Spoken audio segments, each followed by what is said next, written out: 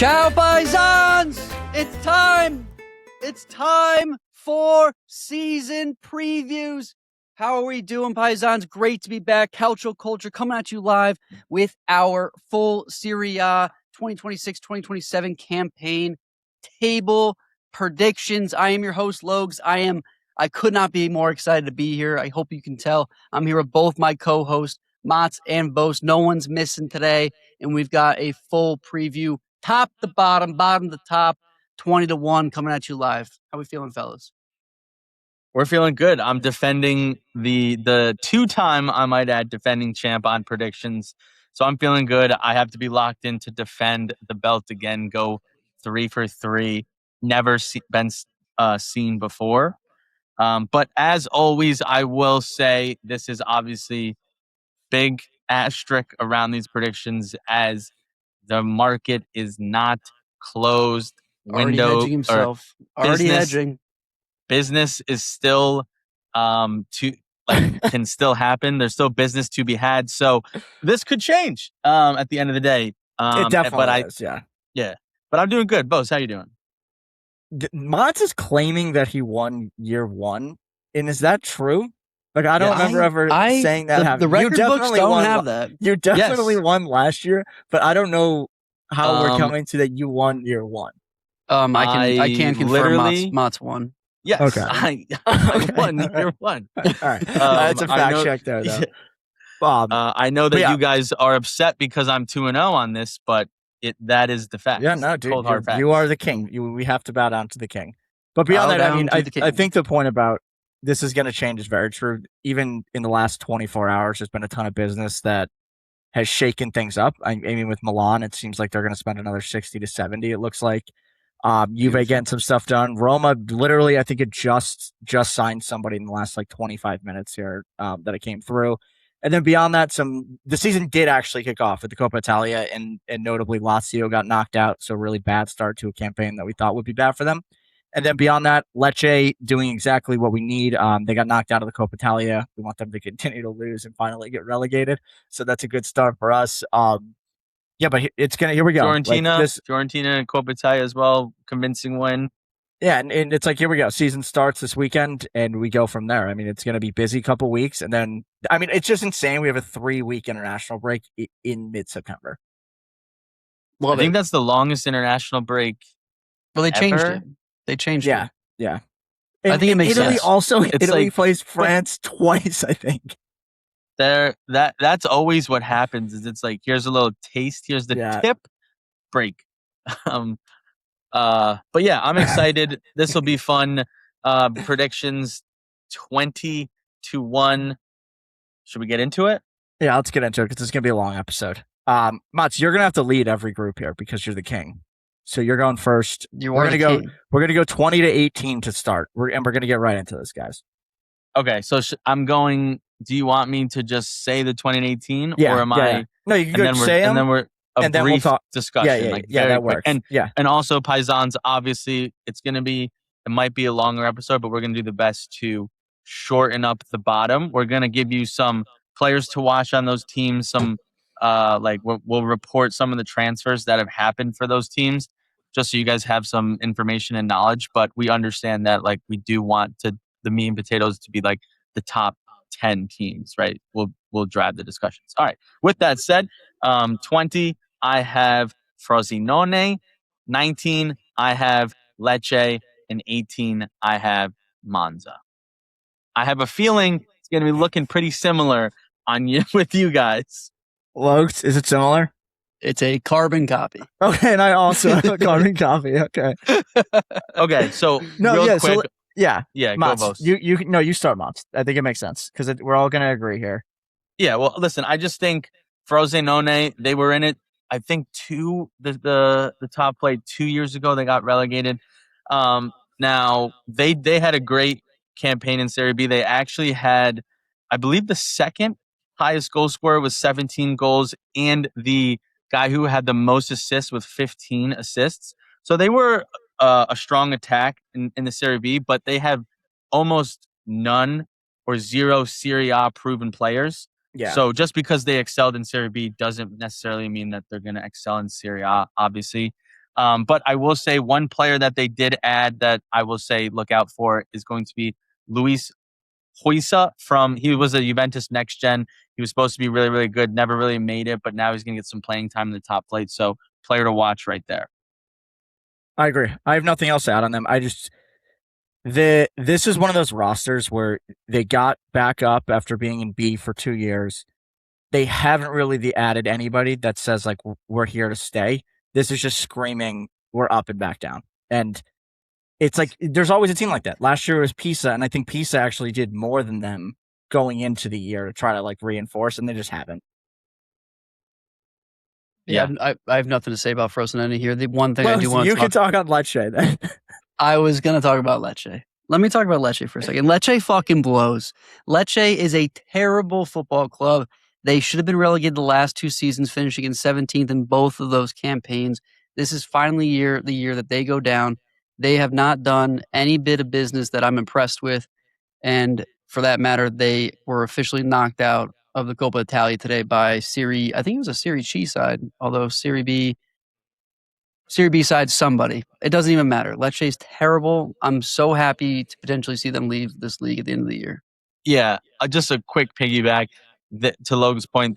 They've held on in the top flight by the skin of their teeth the last 2 years, and then this year they invested a total of 4.6 million in the squad. Like that is you made it by the skin of your teeth, and you didn't do anything to bolster the squad. So this has got to be the year they go down. Yeah, and I think beyond that, how do you not fire your coach after last year? They were so bad the whole year, played horrible football. The only reason they stayed up is Cremonese absolutely collapsed to like an insane degree and just somehow got below them. And this is like they've been due to go down for 3 years, and this is it. Like they haven't done anything. They're going to go down. And I think Monza's a little bit different from these other 2 teams, though. Yeah, I agree. Monza's a little different. They have some Serie A proven players and a Serie A proven manager. They've been doing a bit of business. Yeah.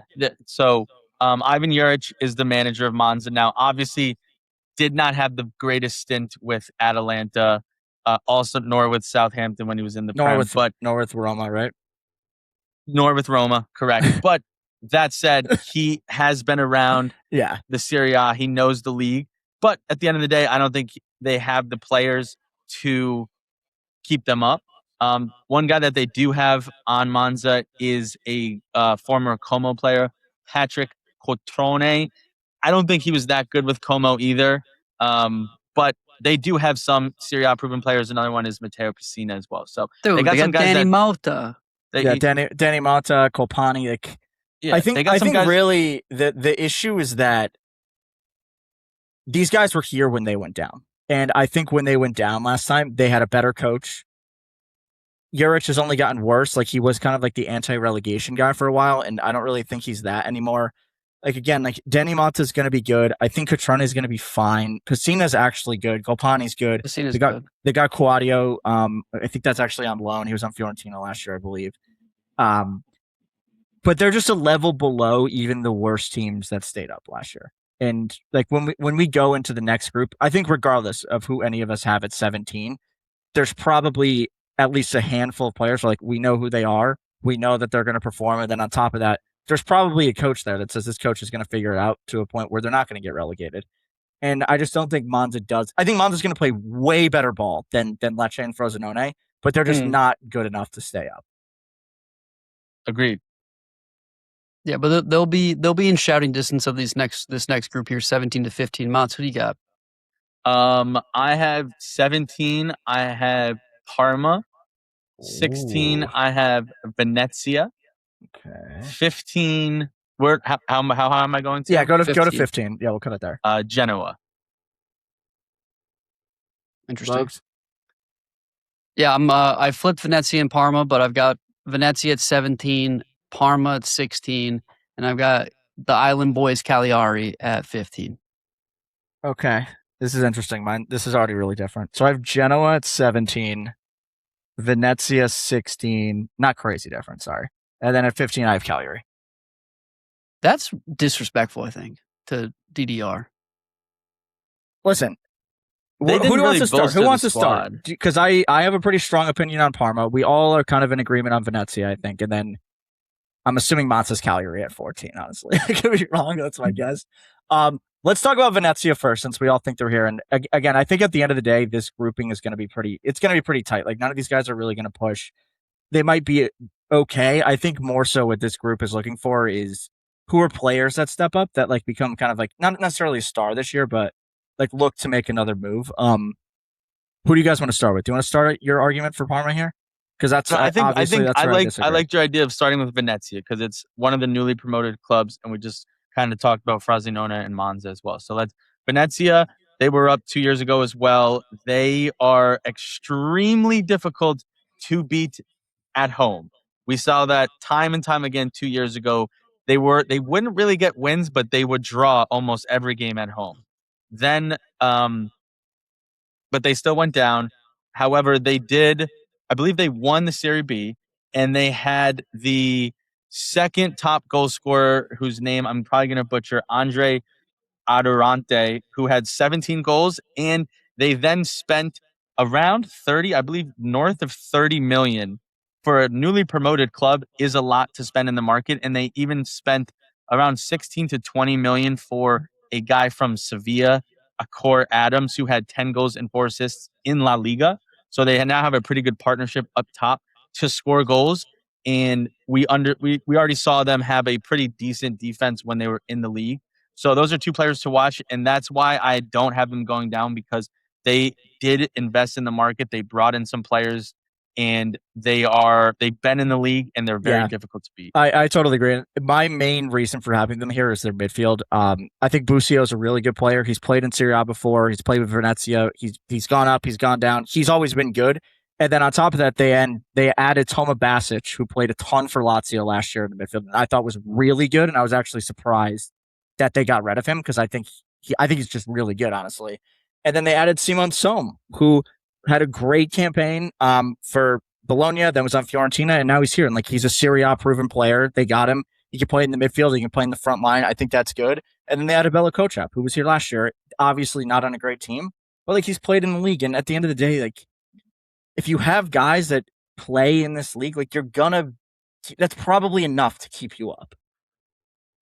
Yeah, I agree on all the points there. I think just really quick, two more, or at least just one more. Consistency, continuity. They've kept their same manager from Serie B campaign into this year till 2029. So they obviously believe in that guy at the helm, and the players respect him. You know, when you win that promotion, I think that you get a lot of camaraderie around that. And on top of that, being that Venezia is bound for a relegation battle, being able to take care of business at home is going to be huge for them. And so if they can squeak out a couple of 3-point games at the end of the season at home, that's going to be huge to keep them up, keep them swimming. I also think they're going to score goals. Like, they have some pretty good forwards who, I'm not saying they're going to like blow away teams, but I think they're going to score, and that usually is kind of enough to keep you alive in some of these games. Like, I think teams that get relegated generally really struggle to score, and I don't think they're going to be in that situation. So that takes us to, let's go to Parma really quick, since we have two of us at Parma here. Let's go, Motts.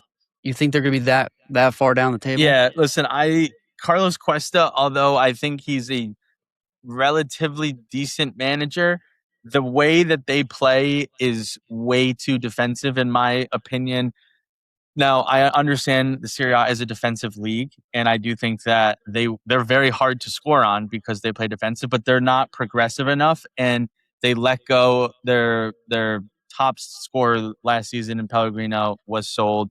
They let go of their goalkeeper, and yes, they did get another Juventus next-gen player in Trafara, but I don't know if he's ready for the Serie A, playing week in and week out on a team that's so defensive as Parma is. I think the stat last season of Matteo Pellegrino was he had like a total of like 50 touches in the box, and he was very prolific with his head and was able to finish. So they were able to grind some games out and have some draws. I don't like the way they play. I think that the loss of Suzuki is going to be big. They lost their starting goalkeeper and their starting striker, and they got a striker who I'm not really sure a lot about, in David Romero.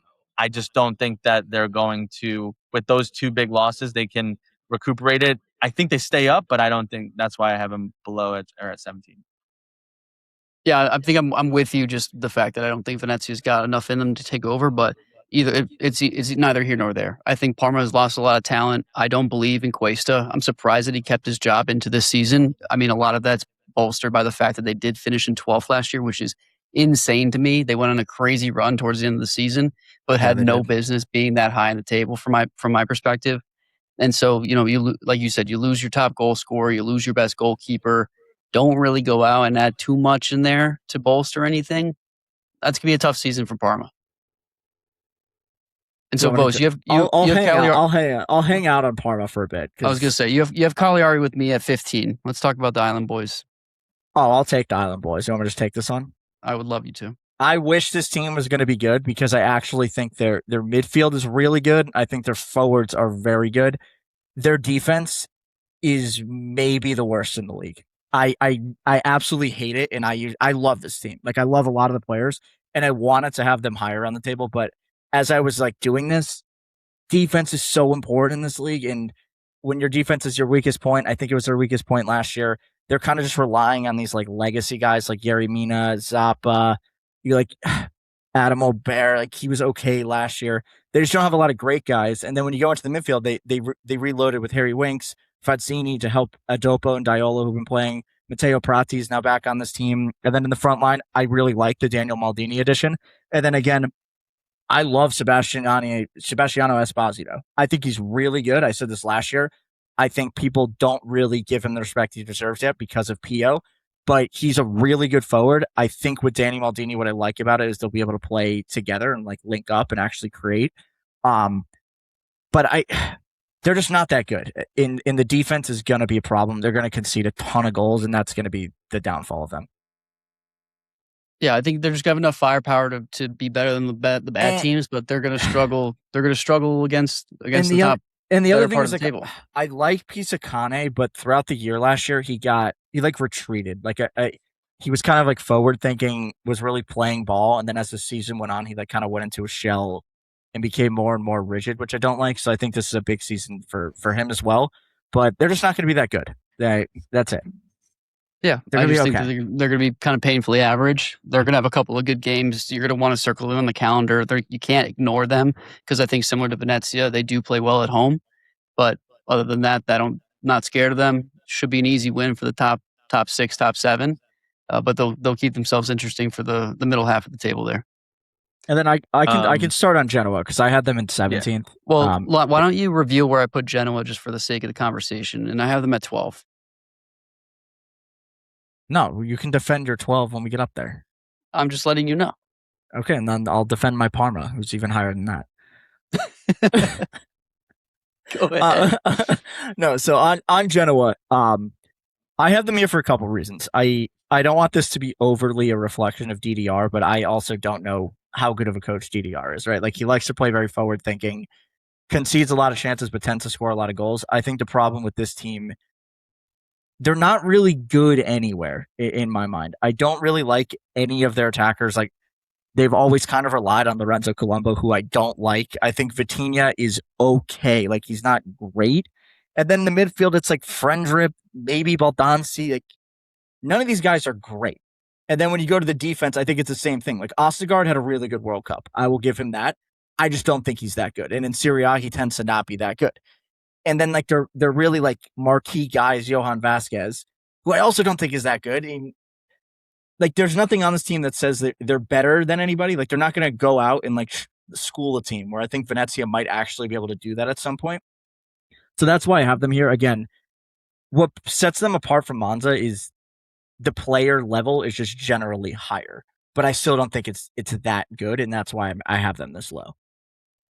Yeah, I would just push back a little bit. Like, these guys are all Serie A proven. I think DDR, whereas I do agree where the ruling is still out on DDR, if he's good, if he's not. The one thing that he does is bring goals to a team. Like, when he took over Genoa, they started scoring 3-4 goals a game. Granted, they do concede a lot because he does play more aggressive. But at the end of the day, if you're going to score goals, it's going to help you win or at least draw.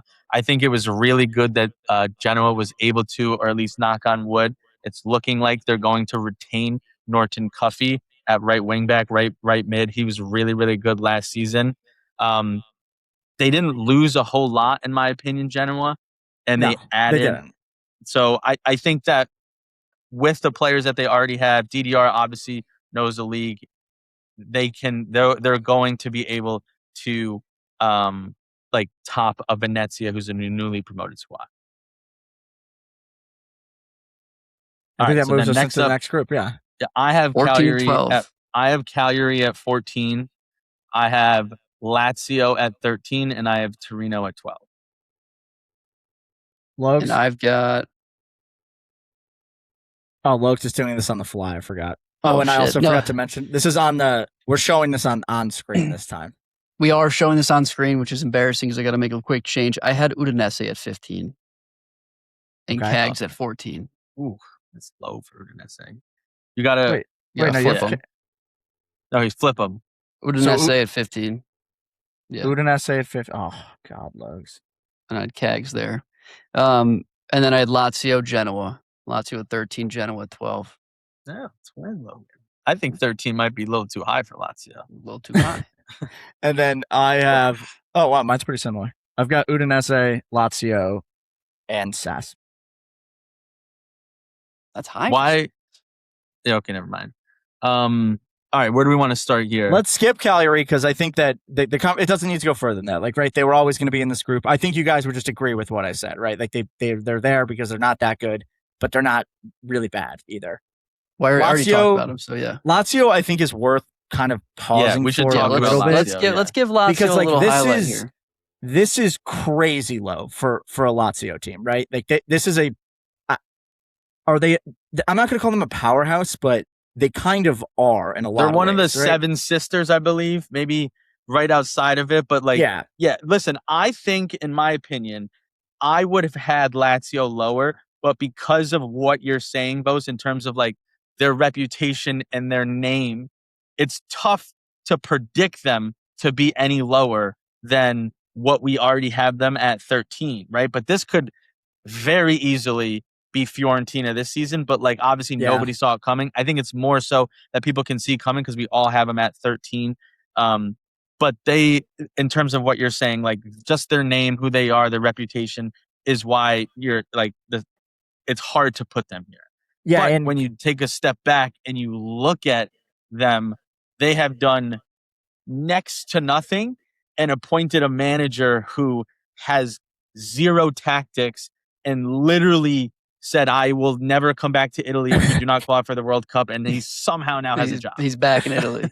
Yeah, then then they got knocked out of the Coppa Italia already too. And I think to talk about this though, I think you actually need to go back to the beginning of last year when they hired Maurizio Sarri, told him they were going to get transfers, had a transfer ban that they didn't tell anybody about. Then in January, when the ban is lifted, start selling off all of their best players, including Castellanos, including Guendouzi. And then you go to this summer, and it's the same thing. You sell Mario Gila, you let Provedel go for free, and all of a sudden now, like, you have a starting 11 of... They got 3.5 for Provedel, but yeah, basically for a free, sorry. And now all of a sudden, you don't have any really good players anymore. Like, you're kind of reliant still on who?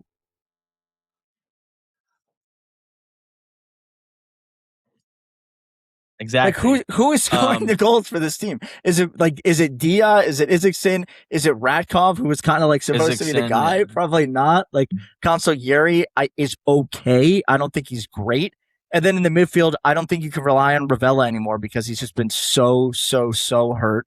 Kenneth Taylor is okay and has already gotten into it with Gattuso in training and been thrown out of training. And then you don't really have a third midfielder that's great in my mind. And then you go to the defense. Mario Gila was like your saving grace. And now you're kind of depending on Nuno Tavares to not get hurt, which is also impossible. He's also bad at defending. They needed a right back for 4 years, still haven't gotten one. So then all of a sudden your best defender is Alessio Romagnoli, and that's it. Like, this team is not good. And this is paired with supporters were protesting them last season because they were so upset with the management, and they they left a transfer ban to only bring in Davide Fortezze. I believe. Have they brought anybody else? I think Fortezze is the only one that I can think of. That's even worth mentioning. Yeah, that's worth mentioning is the important part. The only other player though that is free. They haven't spent any money. Like Dwecky from Union Berlin is like okay. But yeah, this is and if I don't know who they are, it's irrelevant. I want to say this. The first prediction that we did when we started Calcio Culture, I had Lazio in 10th. Now that season under Baroni, they actually had played really well, and Bose, you were a fan of them.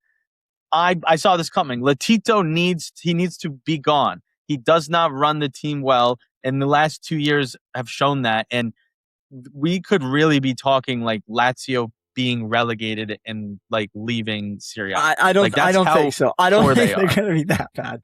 They're too good to be. They have too the player quality. You're right. They didn't just get knocked out by the Coppa Italia by a Serie A team. That's true. You're right. But I think your point on Lotito that's so weird about it is like he has historically been the guy that doesn't sell. Like if you're going to get a player from them in Italy, it's impossible. And then all of a sudden they sell Mario Gila to Milan for 30 mil. And that's like, well, I don't know how long Gila had on his contract, but he's notorious for selling the year of the contract if they can't get an extension because he wants to at least pocket the money. Right. But you talk about such a fall from grace. You're talking about 4 seasons ago, they finished in second. Now, granted, it might have been because Juventus got minus 15 points, or maybe it was 3 seasons ago. But literally, they were in second place, and now we're talking 13th. They're out of European football. They're not signing anybody. It's bad. It's bad. And I think the other thing, like looking at this, Maurizio, we all agree on this. Sarri getting them in 9th place last year was a miracle. And now you go from Sarri, who is literally one of the best Serie A managers of all time, to Gattuso, who's never been a successful manager anywhere he's been. Like it just, the writing's on the wall. The other reason I think they could go lower than this is there is 0% chance Gattuso lasts the entire season. There is no way he's the coach the whole year. Yeah, no chance. No, there's no way. But then where do you go? Like, there's no one else. Maybe they go freaking Palladino. Palladino's just a mercenary. Dude, Palladino and Lotito in the same building would, I think, cause a natural disaster. All right. That'd be hilarious. I think that's covered Lazio. Cagliari, we already talked about. Do you want me to do my Udinese spiel before we go to our 12s? Udinese at 14 for me. Give a little Udinese spiel. They're just not that good, but they're not like terrible. And I think that they're the kings of 11 to 14. Yeah, but last year they were in 10, and then they lose Arthur Atta, and they lose the center back. I'm spacing out on his name. Christensen, who are 2 key players in this team. So I think losing a defender, you're one of your 2 best defenders. You're probably going to concede more goals, and then losing your best attacking player, arguably, you're going to score less goals. I actually really like their manager. They're going to be consistent in how they play, and they're going to be fine. I just think they're going to be a little bit worse than last year. And at the end of the day, like, I don't watch a lot of Udinese games because I think they're really boring, and they don't do a lot of things well, but they defend really well. And they're hard to break down. And then once in a while, Kenan Davies pops up and Zaniolo pops up. But without Arthur Atta there, I think it's going to be a little bit harder. But I don't really expect them to fall, and I just don't think they're in a position to recreate what they did last year. And I just don't think they're going to be an interesting team to watch again. Fair points. I'm with you. Oh, I guess I need to defend Genoa now. Yeah, you do need to defend. You don't really need to defend Genoa. They're not that good. I'm at 12 with Genoa, brother. Yeah, tell us why you have them at 12. Listen, I think DDR is a good coach. I know you're out on him. I think I'm in on DDR. I am not out on him. I like the offensive style of play. I like it for a bottom half of the table team. I think that teams that are aggressive enough and confident enough to put the ball forward against any of the other 19 teams in the league is going to do you well. I just watched this team play in the Coppa Italia just yesterday. I think that their midfield is quite solid. They have a lot of really good prospective center backs. that play well on both the defensive side as well as on corners and set pieces on the offensive side. I think that they have a decent attack. It's okay. Vitinha's not very good, I agree, but I'm a Lorenzo Colombo guy. He's an AC Milan grad. And so I do think that there's some talent to be said there. I also think that Bijlo is a very good goalkeeper, which in this league has gone to show that can be helpful in the bottom half of the table. All in all, I think they're going to hold their own. I like the attacking style of play. I think DDR is going to get the defense a little bit more intact and a little bit more organized with a full offseason under his belt. And we'll see what happens, but I think they're going to be an interesting team. I think the other part of this that I want to say just going forward for the next, 3 or so teams for me, part of this is that I was looking at the Cagliari roster. I was looking at the Udinese roster, even the Parma roster. I think these teams get picked apart in the winter window, which what doesn't really happen. Yeah, no. I think some of these guys get taken away in the winter window. So for me, that kind of puts them at a disadvantage. That's kind of how I was looking at it as well. All right. And I don't think Genoa does. Yeah, I mean, okay. I think that realistically the gap between most of these teams is pretty small. I would say so. I would agree. Which is sad that Lazio was even there, but yeah. Motts, you want to talk Sass? I mean, I don't Torino. I have Torino 12th. Not really much to report back on Torino. They are, in my opinion. I have Torino 11, so I can talk about it with you a little bit. Let me just quickly say them and Udinese, in my opinion, are the epitome of middle of the team table. They know the league. They know how to stay in the league. Those two teams consistently finish in 10 to 14 range every season. They and Torino do have obviously proven players. You're going to go through them a little bit, but obviously they have a good pairing in Zapata and Simeone up top. And they just know the league. Like that, this is where they are every single year. So yeah, I think that what I like about Torino this year, and this is kind of in contrast with I have Sass at 12, which I'll talk about in a second. But I thought this team was going to be better than they were last year, and I didn't really like the way that they played or the personnel that was used. And they got a new coach in Ignacio Abate, and I think the team was kind of due for some new blood, and they'll probably end up. I think they'll end up finishing somewhat similar place. But the reason I think I have them higher than a lot of these other teams is they have a really good mix, I think, of veteran guys that have been productive in this league, and then young guys with some high ceilings. Pietro Camuzzo was the big kind of marquee signing to reinforce at center back, who, granted, didn't have a great season last year for Fiorentina, but is still, I think, a high level prospect in this league. As an Italian, I think that's important too. And then Cesare Casadei is still, we're waiting for him to become the player that he's supposed to be, and maybe he needed a new manager and a little bit more freedom. I didn't really like how he was deployed last year. And then up top, last year, this guy actually, I thought he was really good last year. I would be on the lookout for him again, is Zakaria Abukhal, who's he's a winger. He's really quick. He's kind of chaotic, but I would say in a positive way. And then you pair that with Duvan Zapata, Shea Adams, Gio Simeone, they're going to score. It's more, how is the midfield made up?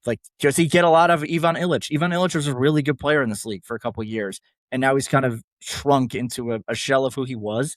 And I think Abate could get a lot out of this team. I have them at 11, though, because that's their cap. I think if you get the most out of this squad, they're coming in 11th. I think their floor is probably 14. So it's not, again, I think it could be interesting because some of these players could develop. And I think that's why I'll be watching Torino this year. But they're going to be okay. They're not going to be great. Yeah, I also have Sassuolo at 11. And I think that these ones are going to be very close. So very interchangeable here. So makes sense where you have them 11 and Sassuolo 12. Okay, so you have Sass 11. Okay. And Lugs, I'm assuming you do not have Sass here or Torino. I have Sass there.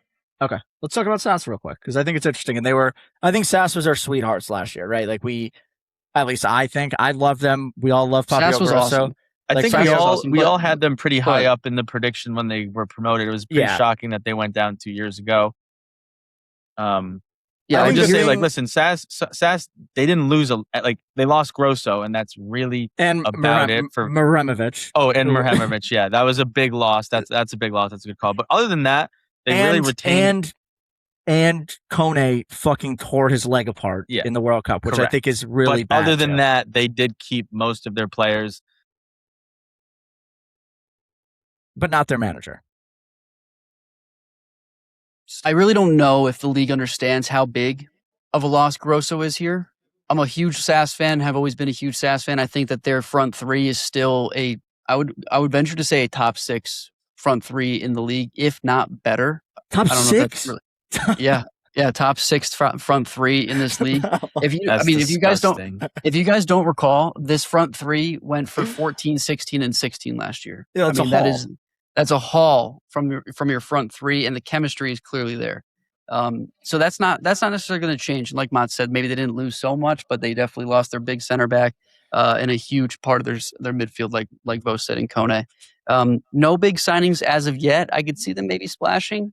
They're not. But one thing is, splash. I just think that this team under a different manager that's not Grosso is not going to be the same. And so with their talent level, do I think they can keep themselves afloat mid-table? Surely. Without Grosso, I don't see this team being top 10. Well, here's the funny thing. You said all that, but last year they finished in 11th. They're finishing in 11th again. Well, they got another year under their belt. A lot of those guys are coming up from Serie B. I think they're going to be worse for sure. But I think that Pinamonti, Loriente, Berardi, I would even put Volpato in that mix now. That front three, it's good enough to like drag you across the line in most games. And then I think the other interesting addition that they like sneaky made was they got Dominguez from Bologna, who was kind of playing like winger, wing back for them for the last couple of years as like a backup. And people are really hot on him. I'm interested to see what he plays. He can play outside back or he can play as a wing. So that's interesting. And I think the other thing is what they do with Matic this year. Is he going to play big minutes again? I don't know. Maybe he was a product. But he was important. He was important last year, Motts, like in the way that SAS played. He's a fucking dinosaur. I agree with you, but it's a note. It's an important note for the team. He was big last year. I also say that what's important is how Sassuolo, what Adzic does for Sassuolo this year. That's what's important. Oh yeah. I think Adzic could be good for this team. That was a good move. That was a good move for Sassuolo. Yeah, I think it was great because he can play midfield, he can play forward, he can play wing. He's playing time. Don't sleep on Włachowicz from Torino, Polish center back. He was decent for Torino. I think with consistent minutes, he could be good here. Big, strong defender. I thought he was on. Didn't he play? He was on SAS last year, bro. Was he? I'm 99% sure this guy was playing games. Why am I picturing him in a red jersey? I think because he was on loan. I can tell you 100%. He played on SAS last year. 100% was on SAS. All right, well then with consistent minutes, he's going to be good. I think he played. All right, moving on. Moving on. I'm going top 10, 9, 8. 10. I think we need to go. I think we need to get one by one here now because this is going to get all fucked up. 10. I have Udinese. Okay, and it's for the same exact reason as Torino. This is just where they are. Yeah, I think there's a reason we all have Udinese. We have like basically the same teams from 10 to 14, more or less. Yeah, I mean, if you want to guess, it's Torino here for me. And then for me, this is the first surprise. This is the one that I got completely different from you guys. Parma. All right, go ahead and please explain. Explain that. All right, so going back to last year, I was very anti-Cuesta. And then as the year went on, he kind of got the squad playing better. So with that being said now, I think that this year, I think the squad is good enough where they're not really worried about relegation anymore. And I think they're fully out of that battle. And I think that the other thing is they've kind of solidified several areas of the field. And I think Cuesta is going to have them playing a little bit more forward thinking. I mean, in terms of like their defense, I think NDI is really good. I think Valenti's good. I think Valeri's good. You guys know I love Del Prato. I love Trujillo. And then I'm shocked that Cercati is still there. So I think from a pure defensive standpoint, they're stacked in terms of defenders in this. When we're talking about like 10 to 20, let's say, right? Like, I think this is probably the best defensive core of any of these teams that we've mentioned so far. In the midfield now, it's kind of like that same story of like we're moving on to like the next era of our players. Hans Nicolucci Caviglia is back on this team, and he's going to play pretty much every game. I still think he's really good. I think he's been put in bad situations. Mandela Keita last year was the best midfielder on this team, probably, and one of the breakout stars of the season as a whole in Serie A, I think.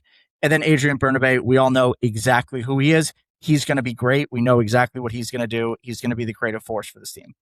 Where I'm worried about them, where I may have had that this might be too high, I don't know who's going to score the goals.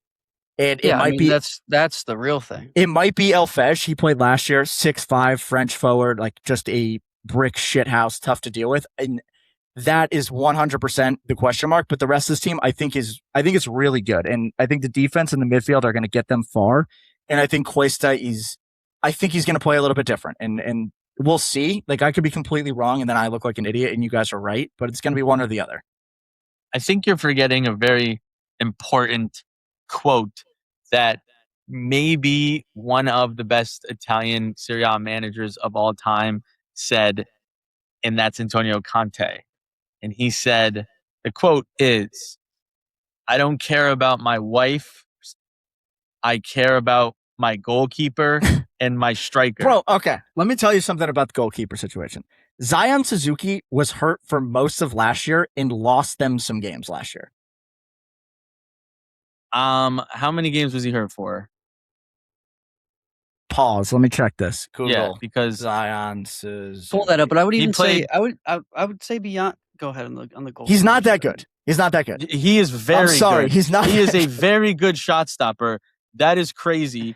And Pellegrino, he played 20 games last year.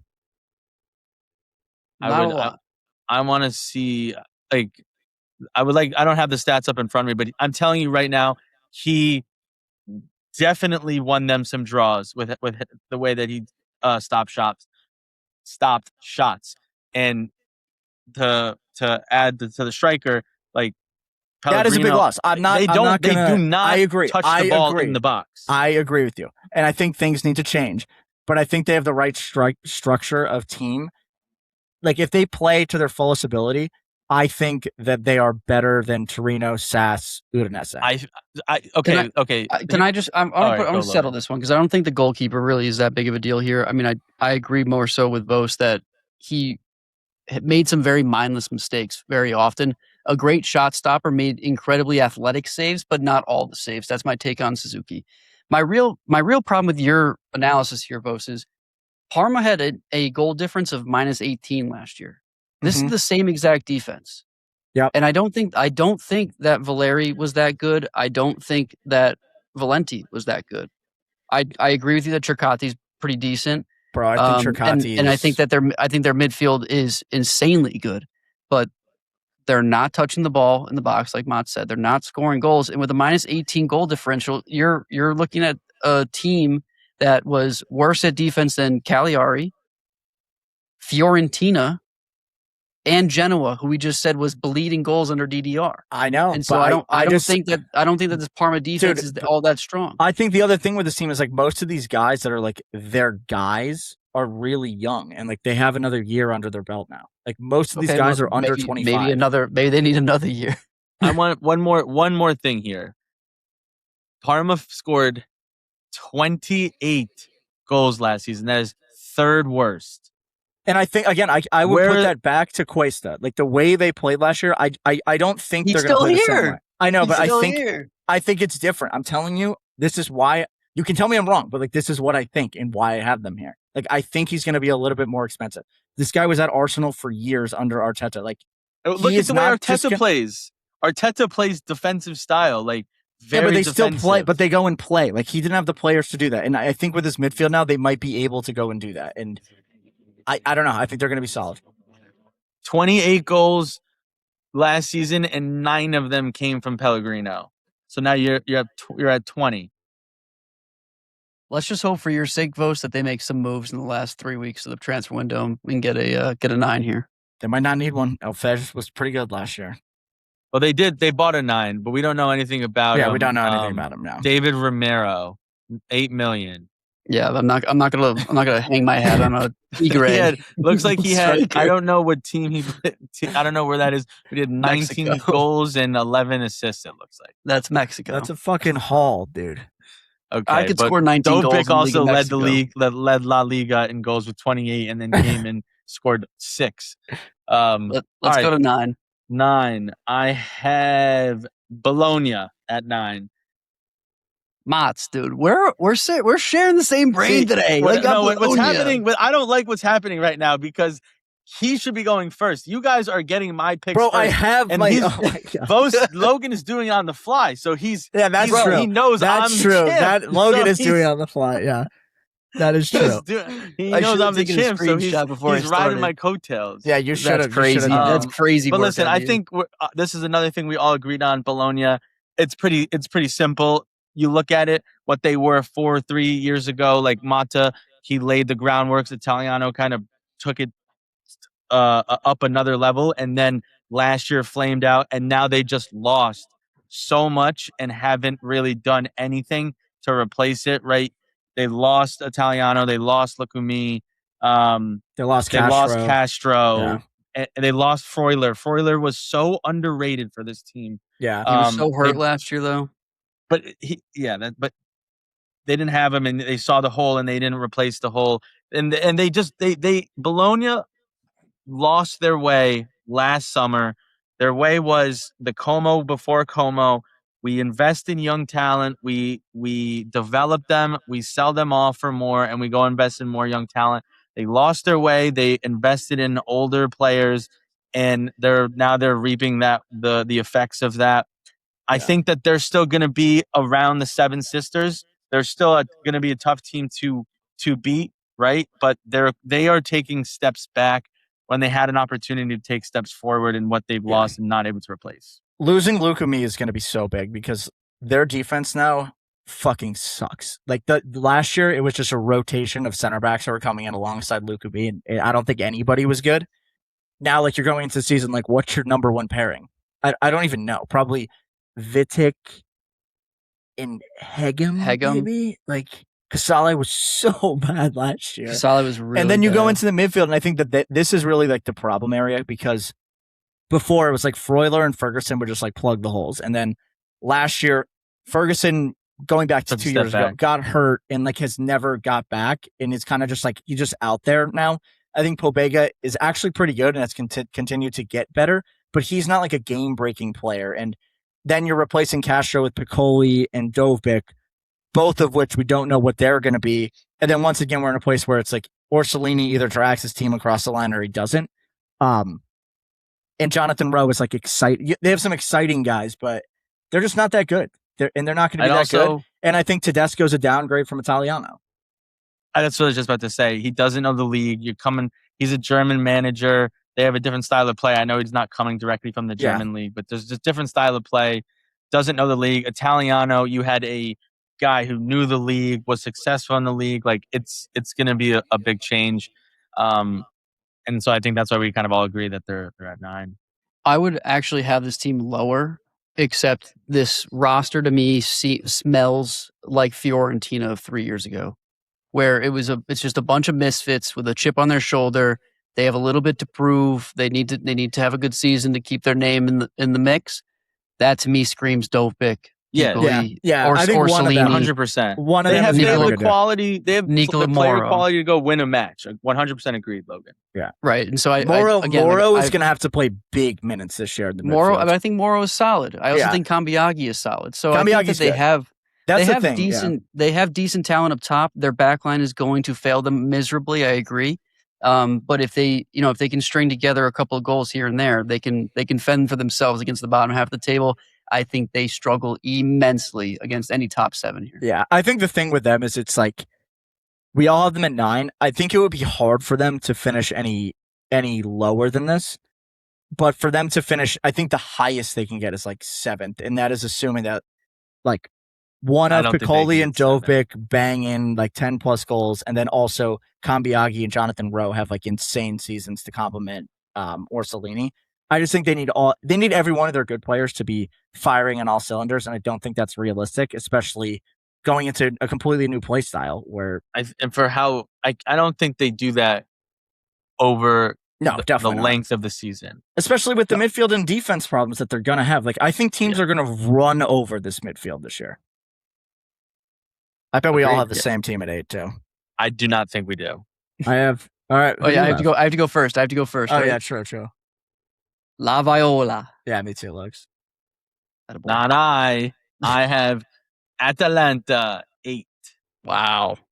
Motts, right. you go, buddy. I don't know if I agree with you that. go. I I'll go. that's Listen. I think that I think Maurizio Sarri is a good manager. Yes, what he was able to do with Lazio was very impressive. So keep in mind that he finished in 9th place with Lazio last year. Yeah, but listen, I think that he plays a completely different style of soccer than what the Atalanta guys have played under Gasperini and even under Palladino. It is a completely different formation. It is a completely different style of play. These guys are used to pressing high up. Not that Sarri doesn't do it, but I guess more so sitting back, having the ball. Sarri has the ball. It's going to be a learning curve. And they didn't do anything in the market. They added nobody. I just found out today when you guys talked about it 5 minutes ago that they did add Christensen, which I do like that add a lot. But in my opinion, they just didn't add anybody. They were able to keep Ederson, which was a good. That's a signing in itself, bro. That was to retain, even though they did sell him. He just failed his medical. I just think, listen, Scalvini, I don't trust to stay healthy a full season. Scamacca is a question mark on what he's going to do. Is he going to stay healthy? What's that going to look like? I just think it's more so of what, like I said, last season with Atalanta in terms of just hot soup. Like, do they have some talented players? Yes. Is Sarri a good manager? Yes. But I just don't see them clicking enough to make a European competition. And I don't think they did enough in the window to propel them higher than the spot. Okay. You're entitled to that. You are entitled to your wrong opinion. Lugs, do you want to start on Fiorentina? I'm kind of surprised you have them down here. I thought you'd have them higher. I have them up here because, and I think you kind of convinced me of this, and a little bit of perjury here, but I think none of this is Logan's opinion. I think that this ragtag group is going to take some time to come together and be a real team. Ton of transfers in, ton of new names. I love Grosso. We love Grosso. We were just milking him a couple minutes ago, but this is a brand new squad. Going to be a brand new roster formation as well for a lot of these guys. And I mean, when I go down the list of players that I think are going to be at the forefront of this team, I'm looking at Dragusin, brand new. I'm looking at Alex Jimenez, brand new. Looking at Brescianini, who only played a couple of minutes last year. Arthur Ada from Udinese, brand new, very good player. Ulawi from Fenerbahce, brand new. You look at up top, Matteo Pellegrini, brand new. We don't know what's happening with Moise Kean. He could be in or out. Masha Tuanu coming in from Real Madrid, very good prospect. Really good in very good prospect, now. but like you're just listing their signings and saying brand new. But I'm saying that those signings are going to have real minutes. When you have certain signings, they're not going to always play from the start. I think these guys are going to play from the start. Yeah, but like Atta knows the league. Like Pellegrino been in the league. Like it's not like they're getting from all over the place. Did they play for Grosso? Did they play for the shitty fans of Fiorentina? I don't think so. Have they played in a half-empty stadium because it's not built yet? I don't think so. Parma, I'm sure Parma was not sold out with the way Questo's got those boys playing. What I think is the same problem as last year in that they have a lot of talent and not sure what the direction of it is.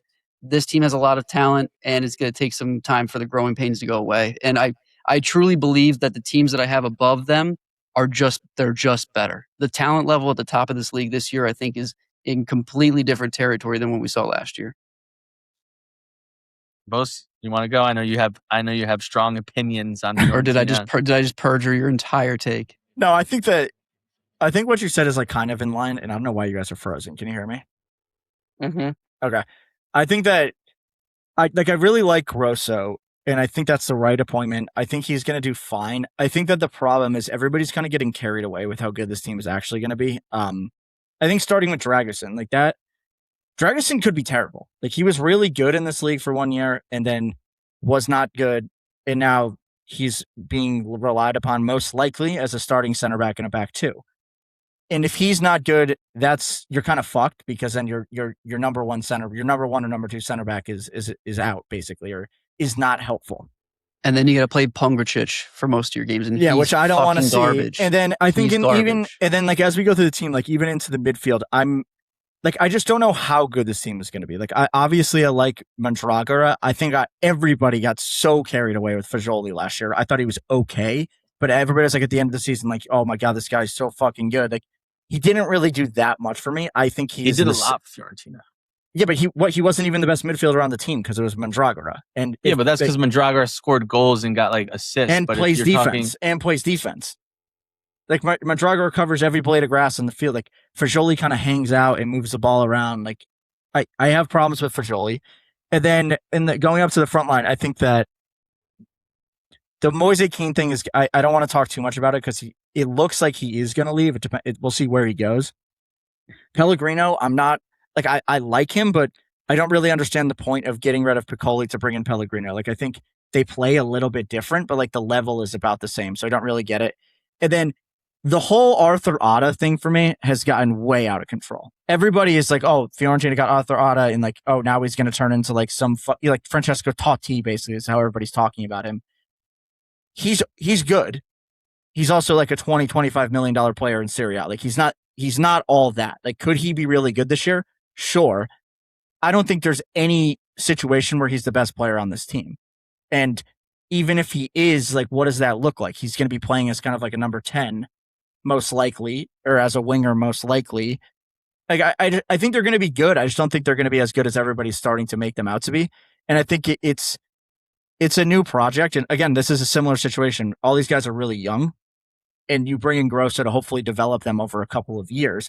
I just don't think that they're ready to be that good just yet. And everybody has to pump the brakes on, I think, most of the players on the team.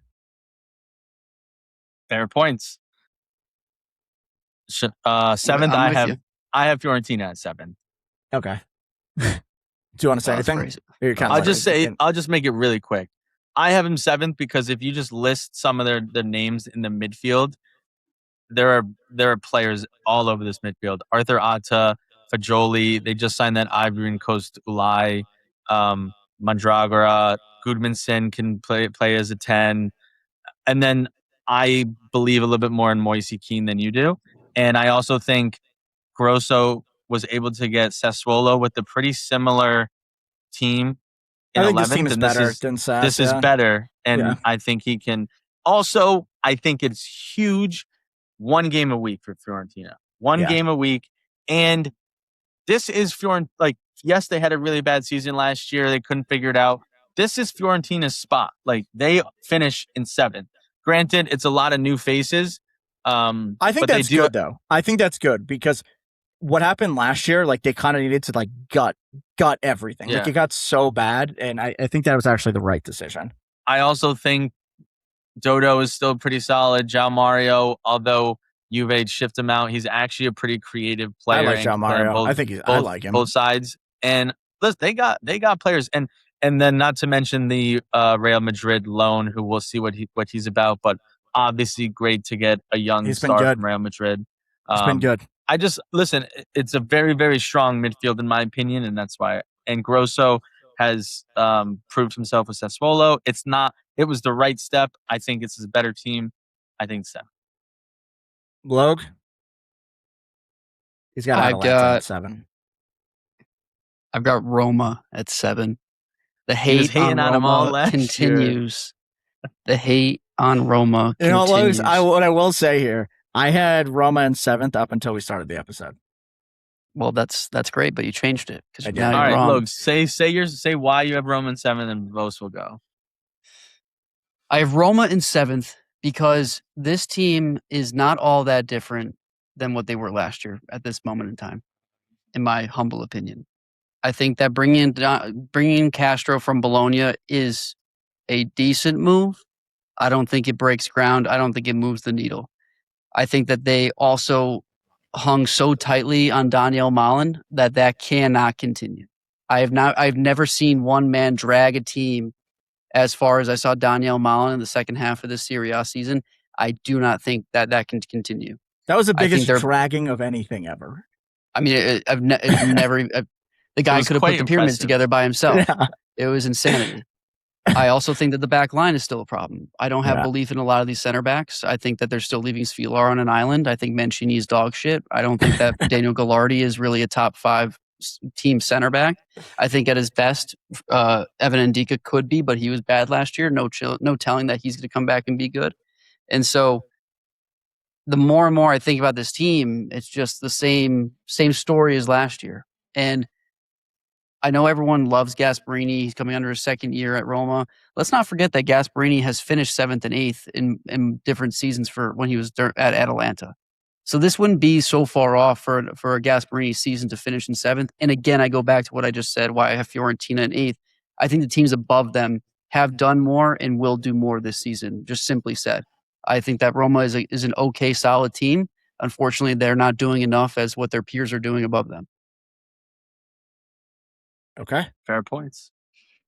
Let's see who I have here. You dirty shithead. I've got Milan. That is just bullshit. No, listen. So the reason I was going back and forth because the question in my head, and I actually don't have Roma in 6, but the question in my head was, is Milan better than Roma? The answer is really, I don't know. And I think Milan, of all of these, the big teams, has the most variability in what they can be, because we haven't seen Ruben Amorim do good with a great team, but we've seen him do really good with a Sporting Lisbon, which is where he got his feet underneath him. What I like is that it's going to be a new style of play, new blood, really good defense, attacking football. He's getting every player he wants. I just think that this is still a defense first league, and they're going to be playing pretty attacking, open football from everything I understand about Amorim. And I don't know if they're going to know what their best 11 is for a while. And this isn't to say that this is going to be a bad season for Milan, because when I say 7th place, yeah, sure, it looks bad, but I think that they're going to get better as the season goes. And I think at the end of the year, we're going to be looking at them as a really dangerous team. I just think that it's going to be growing pains for a while, especially with all the players that are kind of being integrated into the system. And again, I think a lot of them are going to be really good. Like Gonzalo Ramos could be really good. He's one of Milan's most expensive signing. I think he is Milan's most expensive signing ever. Yeah, he is. They signed that wingback. I keep forgetting wingback/winger earlier today, who's going to play off the left, who came from Strasbourg, who looks really good. I like that. Everything I've seen about him, he's more of an attack-minded player. So I think they're going to play really interesting football. I think Mario Hilo was one of the best bit of business signings I have seen in a really long time. And now the defense is pretty solid. I just don't know how good this team is going to be. I don't think they're going to be worse than 7th place, but at their best, they could win the scudetto. I think that's what's really weird about this pick for me is but Gonzalo Ramos could score 25 goals this year, and it wouldn't be crazy. And if you have a player that does that, you're immediately going to be competing around there. And then behind him, you have Luka Modric and Adrian Rabiot. There's some other guys that can play in there. There's just a lot of variability in what they're going to be, and I just think it's going to take some time to get together. But I think if they give Amorim a year, we're going to finish the season, and this team's going to be really scary coming into next year. I just think that there's going to be some road bumps at the beginning, and we're going to have to just deal with them. Look, that was positive for me saying they're going to finish in 7th. You got to admit. Well, number one, I'm not going to acknowledge the ranking at this point. But number two, that didn't make any sense. You just said how good they could be, and you put them at 7th. So I think we should go to 6. You go 6, Logan. Who do you have at 6? No. Oh, yeah. You have to. Oh, I have nice, dude. I have Como 6 too. I have Como at 6. Motts, what do you got at 6? The Gumar Napoli. The 6th Gumar. place. Okay. I've got. I want to say a quick thing about Como. I love Como. I do too. I absolutely adore Como. I love everything. We just talked about this a couple weeks ago in the last episode. They've done everything right as a growing club. They have to come back down from earth at some point. I agree. This is my reasoning as well. I think that they made Champions League last year by a lot of their own efforts, but mostly because the Milan and Juventus fucking Bottled blew dick. Bottled it. And Roma fucking ripped also. And I also think that Como playing the Champions League is going to be too much of a challenge to then repeat what they did last year. I think this is a really good team. I think that they are still building a squad that's not necessarily supposed to be good this year, but maybe good in really, really, really good in 2 to 3 years. Don't get me wrong. Fabregas is an amazing manager, and the young talent that they have in this team, I have a bet in that Como could win the league. I have money down, so I can't. I put my money where my mouth is, but in reality, I don't see this team being able to handle 3 competitions effectively. This is a very young squad still. They haven't really built out a squad that has a ton of experience going into this Champions League season. So while they do have a ton of talent and some of the guys that they were missing last year are back and healthy, I think that this is more of a comeback down to earth. Not necessarily a bad season by any means, but getting in 6th place here is totally fine. And again, this is where they were going into match week 38 last year. So if they finished in 6th last year, no one was batting an eye. So I'm not going to bat an eye at a 6th place finish for Como this year. I agree. I think this year is going to be a really important learning step. But I agree. They've just been ahead of schedule. And they're really good. I just think that this year is going to be a little bit much for them. But what I do like about what they're doing is they haven't changed their approach to the transfer market still. Yes, they splashed the cash on Nico Paz. That, I think that's a little bit different. But then what are they doing? They're signing guys for anywhere from 10 to 30 million and reinforcing all the right areas. So they're going to continue to be good. And this is another team, I don't think there's any way they win the league this year. I don't see that happening, but they could, again, finish top 4. It would not be surprising to me at all. I think they're going to be really good. I think the difficult thing for Fabregas is going to be dealing with all the competitions because we've seen a lot of people fail at that. And then number 2, Nico Paz just is not going to play as many minutes in Serie A. And he is by far the most important player on this team and is I would say it's the main reason why they've been so good. I mean, his goal contributions have been absolutely ridiculous. So if you're reducing his minutes in the league, I would assume there's some kickback in the league and you drop a couple. But at the end of the day, they could be in 4th place. They could be in 3rd place. And they're going to be really exciting. This team's going to be fucking awesome again. But I just don't think they can recreate what they did last year. Yeah. I have them in 5th, so if you want to just put them in 5th. And what I just say is listen, that's not a bad season. No, Como it's not. finishing in 6th or 5th, that's a great season for I think Como. that's better. They're still going back fresh, in the Champions League. Yeah. They're very fresh in this league. It's the first time in the Champions League. It's 3 competitions. They didn't really bolster the squad in terms of depth, so it's going to be a learning season for them, getting the experience they need. Finishing in 6th, 5th, potentially 4th isn't a bad season at all. But I do want to highlight quick that Chalobah is actually a fucking huge signing for them. He played over 30 games for Chelsea last year, so that isn't He's not a game breaker though. I also he might. I want to just shout out Matteo Libia as well. Liberale. Sorry.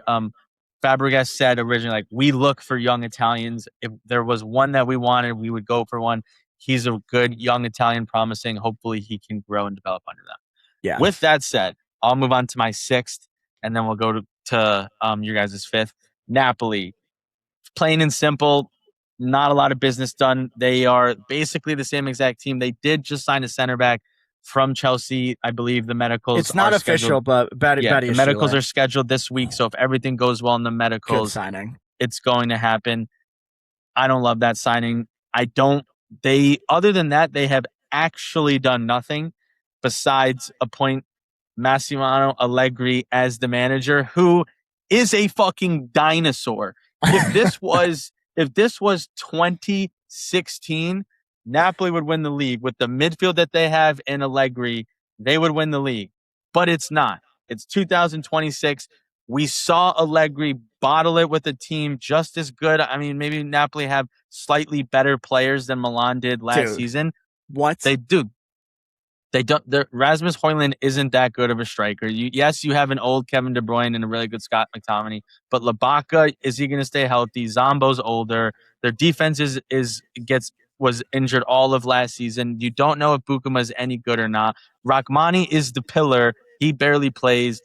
Milinkovic-Savic, ever since he left Torino, has shown he's really not that good of a goalie and should never have been Calciococha's goalie of the year. And Max Allegri's tactics are for 2008 or 2008. He doesn't adapt his game. We saw it with Juventus 2.0. We saw it with Milan. We're going to see it again with Napoli. And then we're going to see it the next season with whatever team he manages, because for whatever reason, the the owners of the Serie A are okay watching the same movie every single year. He's going to play Scott McTominay at left back. He's going to play Kevin De Bruyne at right back. He's going to play Zombo at center defensive mid. They're going to park the bus. Do they have talented players? Yes, but he's going to handcuff them all. We saw it once. We saw it twice. We're going to see it again. Okay. We got a 5 votes. No, you go because you're going to copy me. You have Atalanta at 5. Oh. Missing Champions League again, Motts. How's it feel, buddy? Logs, I just want to let you know, every single year you do predict that Milan will finish way too high, and you're doing it again. Don't worry about it. Juventus at 5.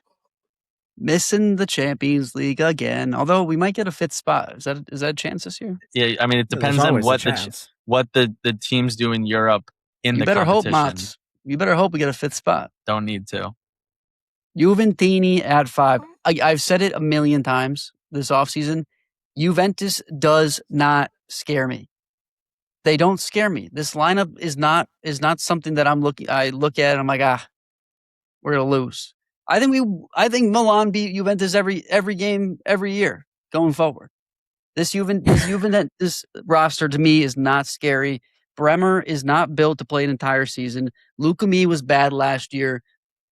Randall Colomwani I don't even know if he's good anymore. I could barely see him at Tottenham. Didn't even make the French national team.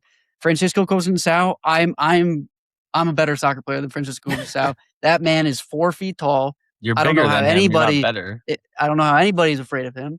And then Yildiz is no better than Rafael Leao, and that guy can't even get Galatasaray to buy him. So I don't think unless the second coming of Coop Miners happens that this team is any good this year. I think 5th place is a good spot because I like Spalletti, and I think that Vicario is a great pickup over Di Gregorio. So when you are able to stop the first shot of the game, you have a little bit of a better chance. That's a good point. That's a really good point.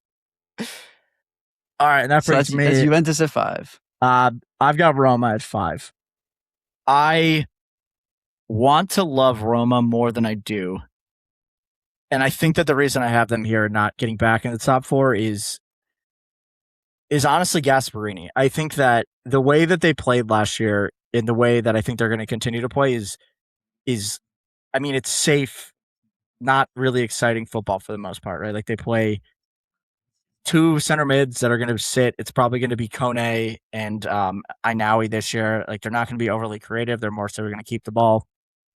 They're going to play really good defense in terms of just like having a lot of players back there. So like it's hard to score on them. They have the best goalie in the league in Svilar.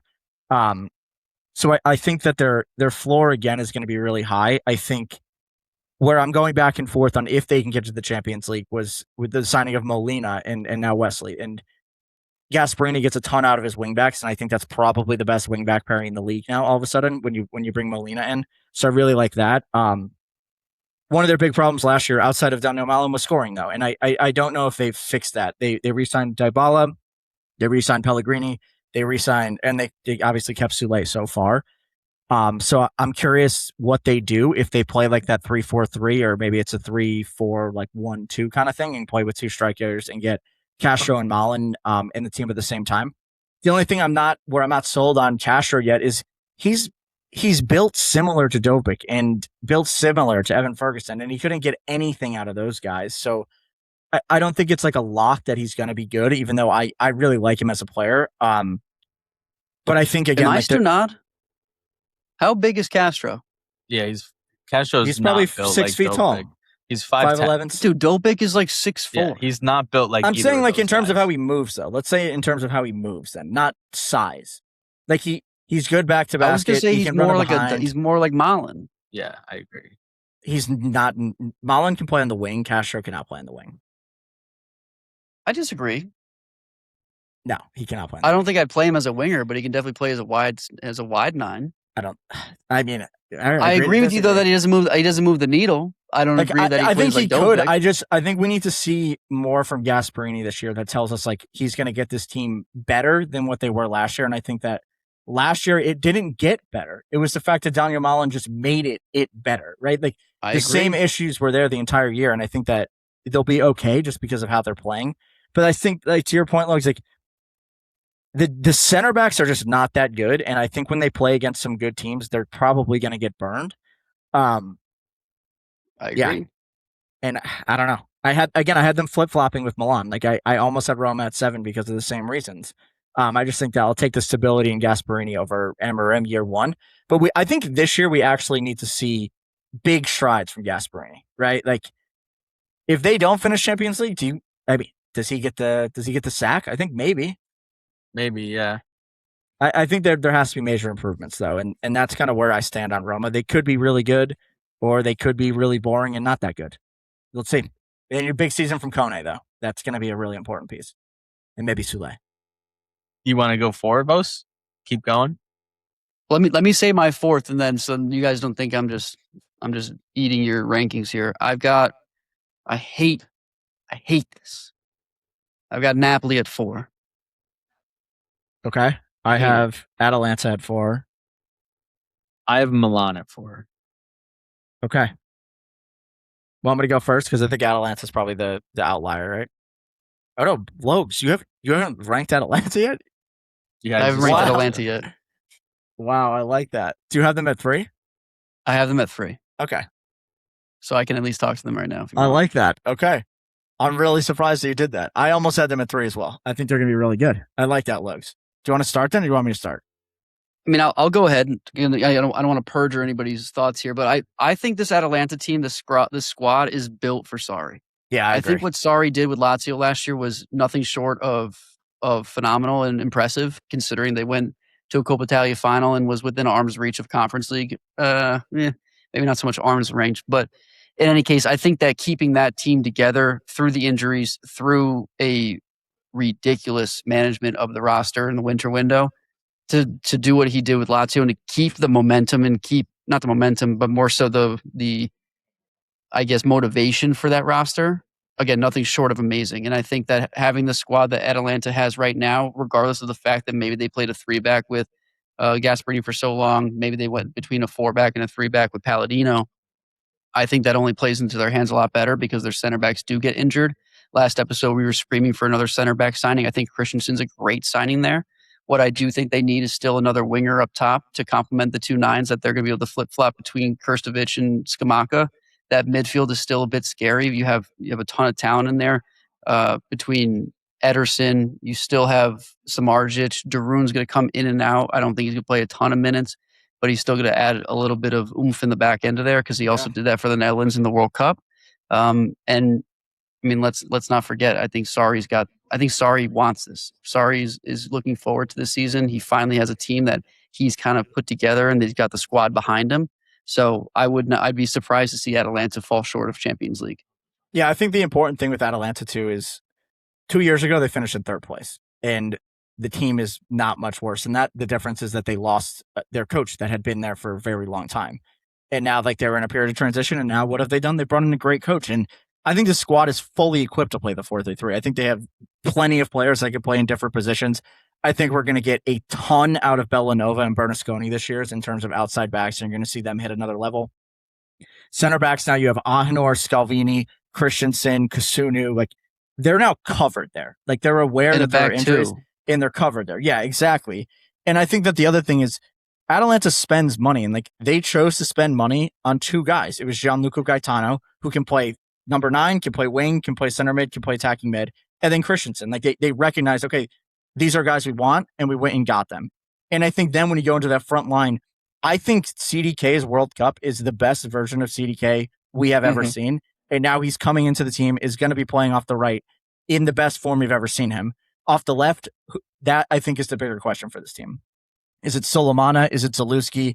Is it Raspadori? I don't know. I would hope it's Solomana.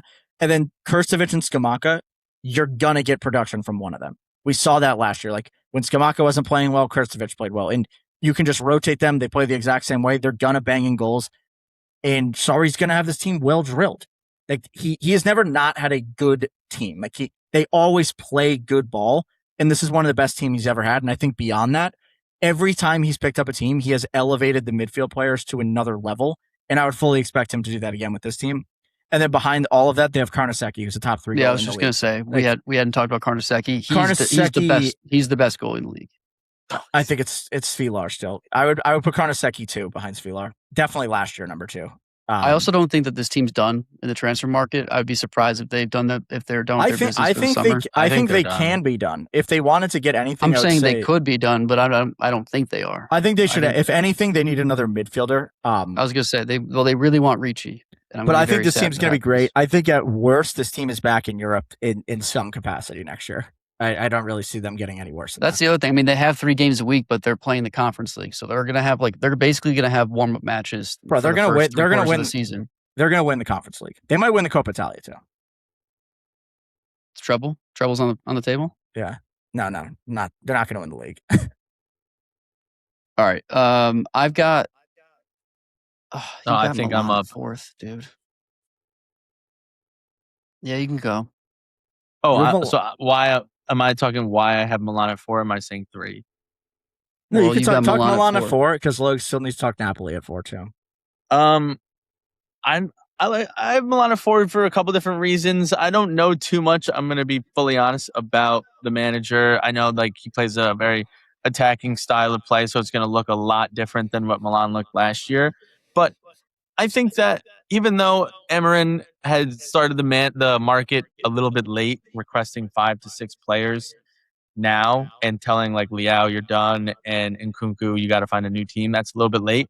I like what Milan did in terms of they have finally gotten with the times of you got to put your money where your mouth is if you want to win in this league. And they broke their transfer record last year in Nkunku, and they broke it again twice with Ramos and then that new left winger, the Belgium guy whose name I'm forgetting. Ramos is a question mark. He can be, I don't know what you're going to get from him, right? He can bang in a lot of goals or he could be very inconsistent. So that is going to be make or break for them. But I like the Mario Gila signing for Milan. I think Pavlovic is very strong. I think Jasari is going to have a really, really good year. They have Luka Modric, who we saw him dictate games, and they don't need to play him every fucking minute of every fucking game this time with the players in their midfield that they can have. I think that Ruben Loftus-Cheek will be really good under Amorim with him getting forward, and maybe we'll see some Pioli form of when he scored 10 goals there as well. Chukwueze looks pretty good at the wing back. They're flexible, and I think that Amorim has a specific style that he plays, and he really fucking evaluated every single guy that they have, and he basically took the entire time to be like, yes and no. That's a really good point. So he knows who he wants to play with. I didn't mention Rabiot as well. He's going to be ginormous for the 2-man midfield in terms of covering ground. Just thinking out loud here, who is Milan's backup 9, though? I don't have their roster. Camarda. So I don't love the backup 9. I really my biggest question at this point, but if he can stay, they should keep Nkunku. Bose, you've said it too. He fills a lot of holes for a rotational piece. I do think they need a backup 9 now that I just found that.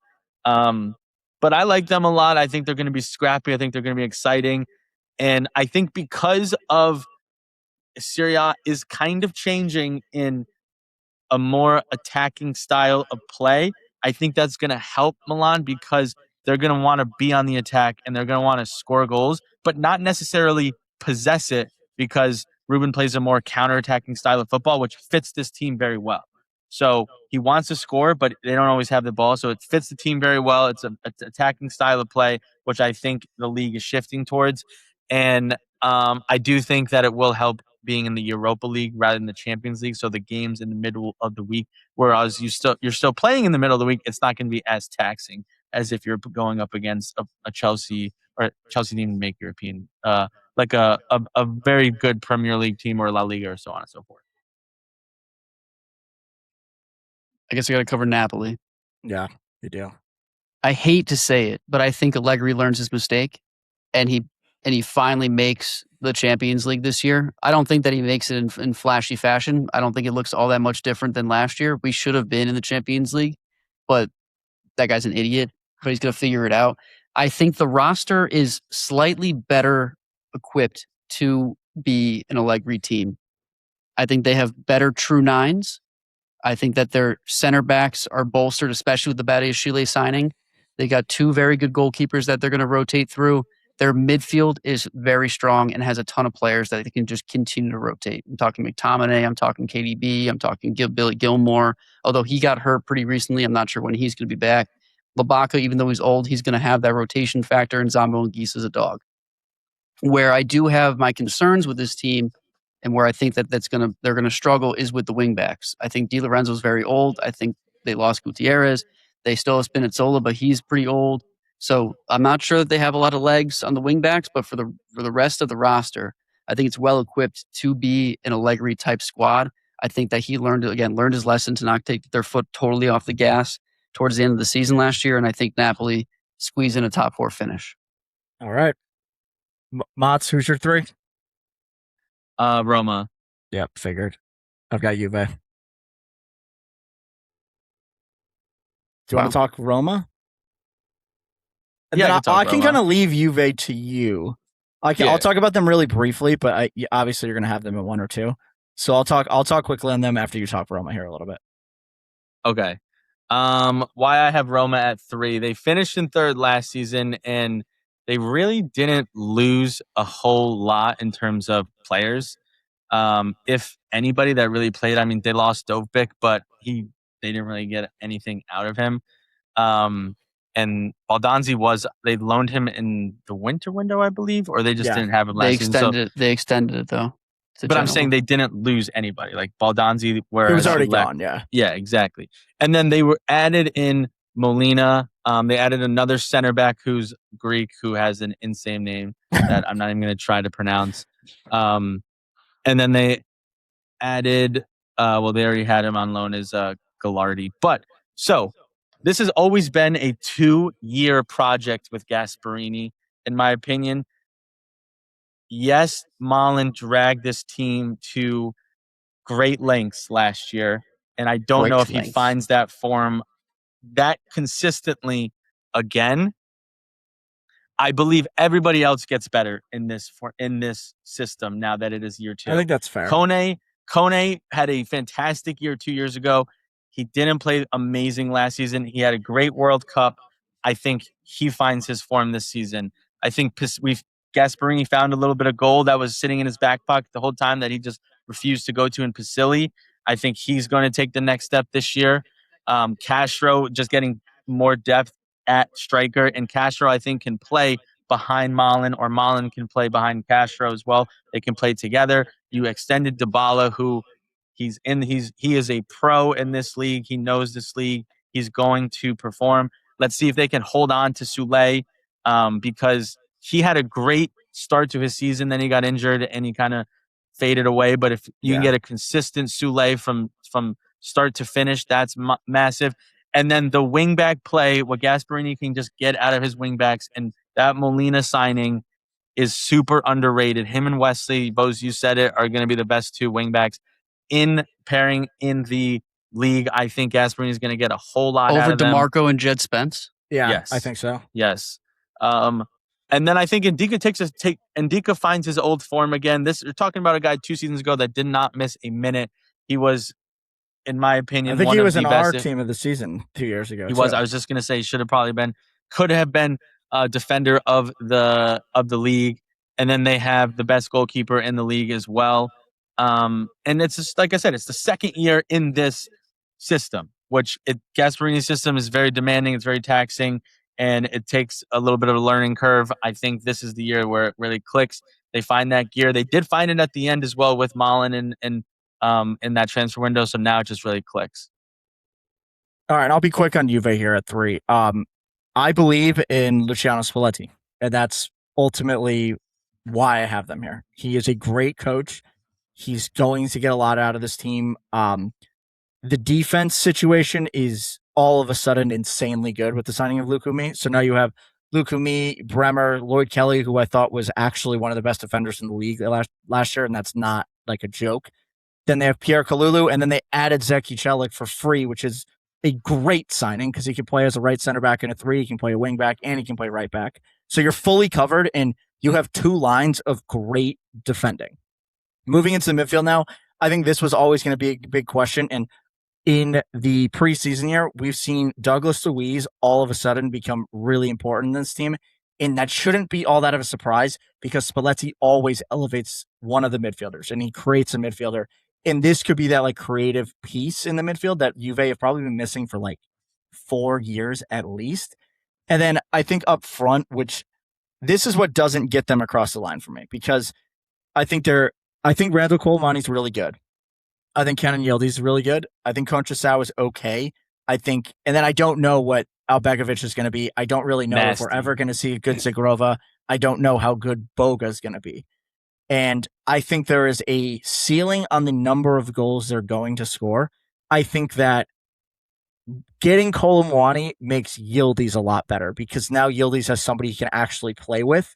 But I think one of my big problems with Yildiz has been his finishing generally. Like he gets a lot of chances, doesn't necessarily put them all away. And for this team to get to number 3, they need Colomani and Yildiz to hit every level.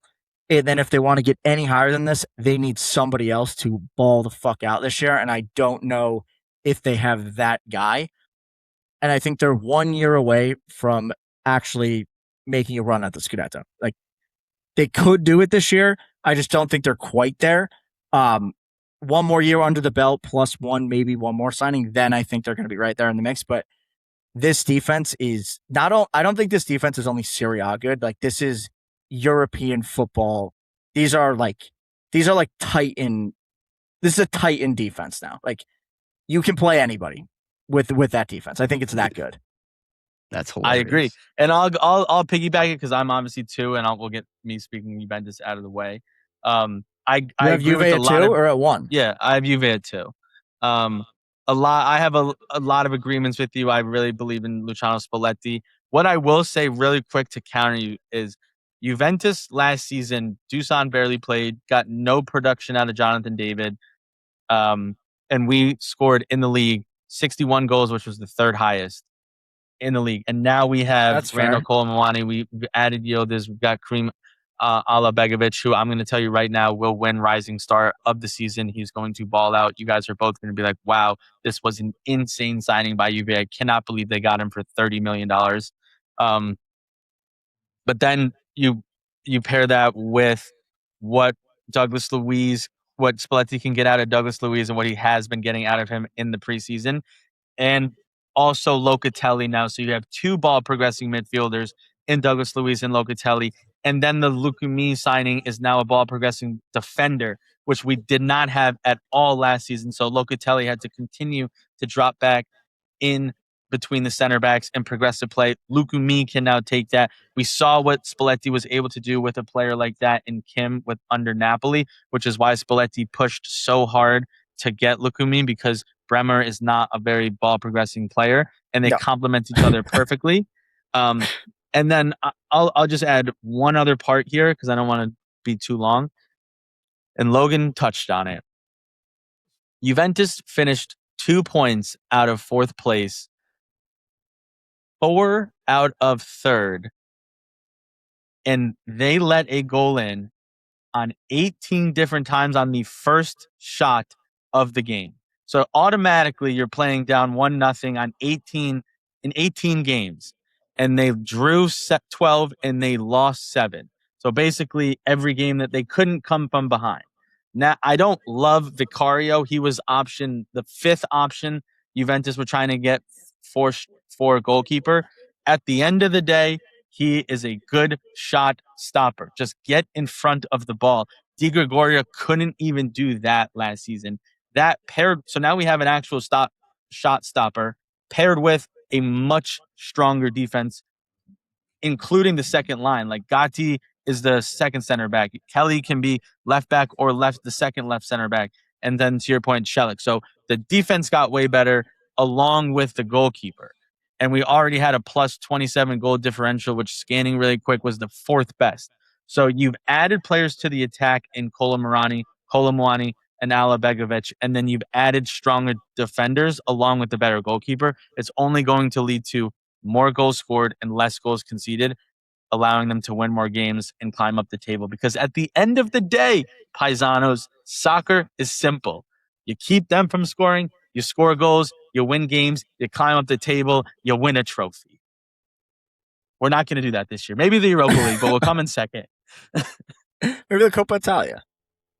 Yeah, Well, I can't respect You have Milan Juventus at 2. right now. You have Milan I can't at 2, respect. dude. I can't respect Juventus right now because they're actively trying to sign Fofana and Tomori, and I can't. Listen, any sporting director who's like, "Oh, I want Fofana right now," is an absolute dumbass. Tomori, we don't need. That's definitely a rumor. We have Gatti, we have Bremer, we have Kalulu, even who could play right center back. That is Twitter, just saying random shit.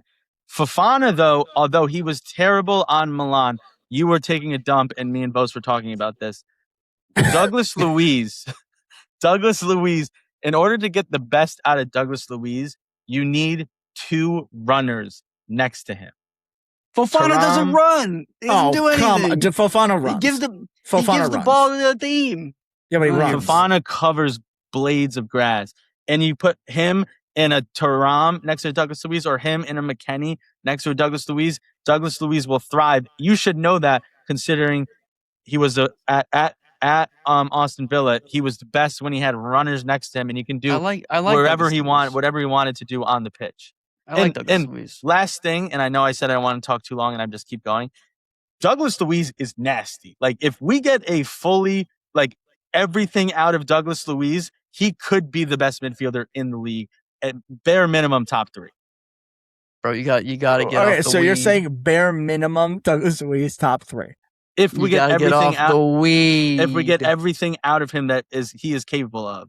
That's Bro, high. go Napoli. I'm sick of the Kool-Aid drinking. Wait, who do you here. have? Do you have Milan? No, you have Napoli. Wow. Bose, you're an idiot, dude. I might be an idiot. You had Milan as your winner last season. You changed it. When they signed Allegri. You said, I think maybe you had him in the Champions League. Or something. Yeah, I did. And then you changed it, and look what happened. Like, he is a dinosaur. Dude. Those tactics. So do you want me to talk done. about Napoli? Do you want me to talk about Napoli? Why I have them at 1? Go ahead. I don't even know how to. I'm appalled. Let's not forget that last year there was a point in time where they were Milan. Bad Milan. They were not that good. Were fully in the scudetto race. They were fully in it. This Napoli team is astronomically better than last year's Milan team. And then on top of that, I would even say that Milan played pretty good in this Allegri system for a while until Santi Jimenez got hurt, and then they had nobody to play that position. And then on top of that, Santi Jimenez had a ton of scoring opportunities in that system, just couldn't score on any of them. And Rasmus Højlund is a way better striker than Santi Jimenez. And they have a million players that can play in that front 2 system. They have Giovanni, they have David Neres, they have Alisson Santos, they have Rasmus Højlund. Like, this is the perfect Allegri team, and they are not going to lose any games this year. They're never going to lose. Obviously, that's hyperbole. They're going to lose a few games, but this team is just they're not going to concede goals. And then in the Allegri is going to get everything he wants out of this team. There is no way Napoli doesn't finish within the top 4. And I think, I just think they're going to accumulate so many points because they're not going to lose. And I think Højlund is really good. And I think we're going to see a lot out of him in the system. Like, he's going to have areas to run into, and he's going to score goals. I think that the real weakness, I will say, is the wingbacks. And I don't know how that's going to get fixed.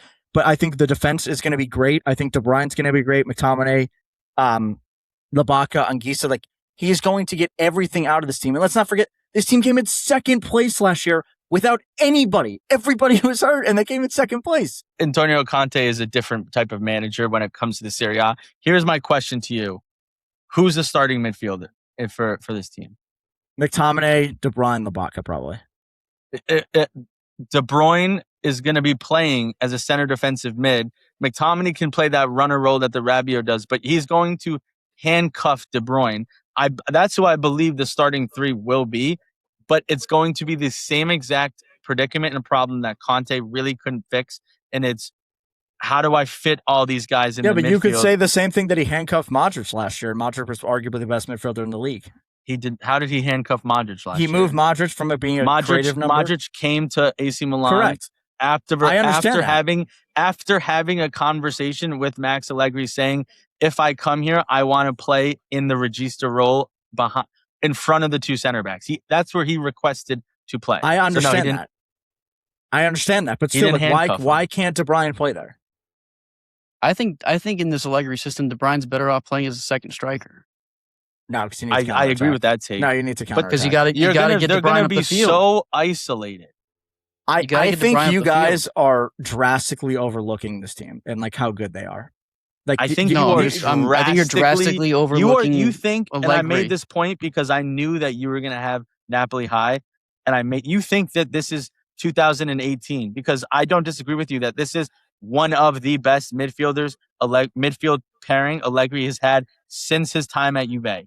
But those tactics worked in 2015. They do not work anymore. He showed it at Juventus. Bro, he showed it at Milan. You're acting like Milan was 6 points off of second place last year, and they finished in 5th. Yes, and this team is way better than the Milan team. Like I don't understand. Like I get all the bad things about Allegri, but at the end of the day, like we know what he is going to be, and the fact that he got Milan to 5th, and like to think that this team cannot push the scudetto is insane. They came in second place when the only team that pushed Inter at all last year. They're on 2 games a week or 3 games a week, and they were on 3 games a week last year. Yeah, and then they got knocked out immediately. Okay, was there ever a more injury decimated team? And no, Allegri is still one of the best. We didn't have 3 Serie games. A. We had 1 game a week last year. No, I'm talking about Napoli. Napoli had I'm 3 games Allegri. a week for 2 months, and they got bounced from the Champions League because that's what Antonio Conte does. And then he fixates so hard on this league that he can get points. I think you guys are grossly underestimating what Allegri gets done. Allegri's a dumbass. Yeah. Allegri is a terrorist, and he doesn't have the excuse of saying that our goal is to finish like 4th place because it came in second place. That's what he's going to say. That's what he's going to say. It's going to be different. Yes, that 100% he's going to say our goal is finish in 4th place. All right. I think this feels spiteful. am going to be closer to Napoli than feels spiteful. both of you. You have Napoli in 6 months. Like, dude, have you watched the Max Allegri game in the past 2 years? And he came in 5th place last year with a way worse Milan team. I don't necessarily think last year's Milan team was way worse than this Napoli team. It wasn't way worse. He just decided to play any Fofana Milan every players game. get into Napoli's starting 11 last year? Luka Modric.